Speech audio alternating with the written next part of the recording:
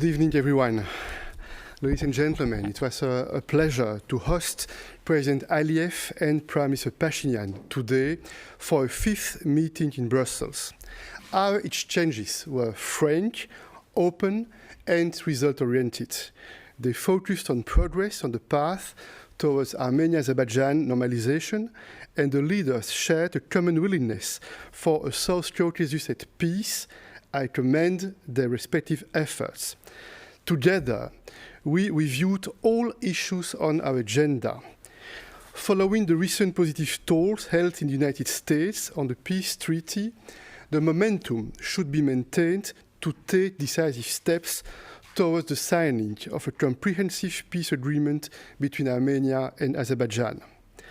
On border issues, we reviewed progress and the next steps regarding the delimitation of the border. And in this context, the leaders agreed on the resumption of the bilateral meetings on border issues.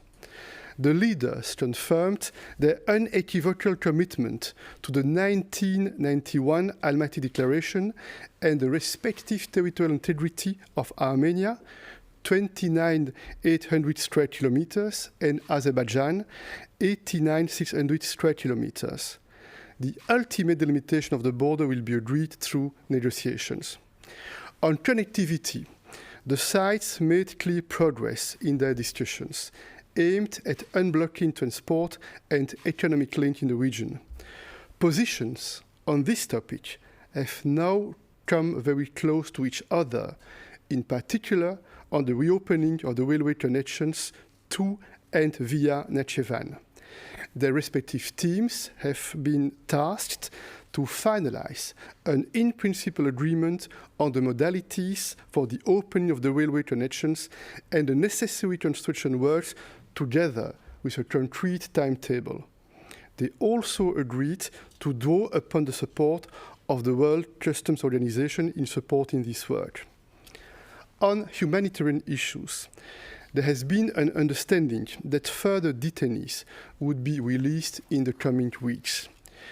I also stressed the need to safeguard the mutual understanding that soldiers who have simply got lost and crossed to the other side would continue to be released through a speedy procedure.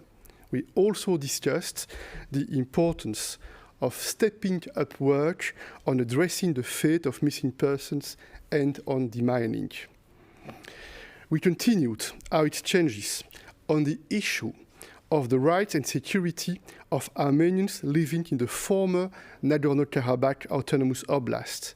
I encouraged Azerbaijan to engage in developing a positive agenda with the aim of guaranteeing the rights and security of this population in close cooperation with the international community. I also raised the need for transparent and constructive dialogue between Baku and this population. I believe that it is important to refrain from hostile rhetoric. It's important to engage in good faith and show leadership to reach mutually acceptable solutions.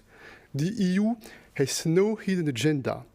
Our sole aim is to help Armenia and Azerbaijan reach a comprehensive and fair peace, and we are ready to contribute to their joint efforts. And that's why we have agreed to hold the Brussels meetings as often as necessary.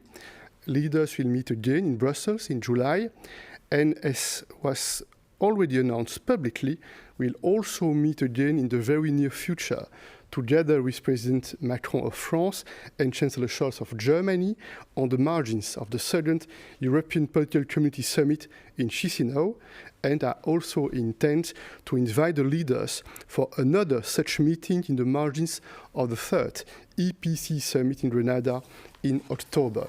I thank you.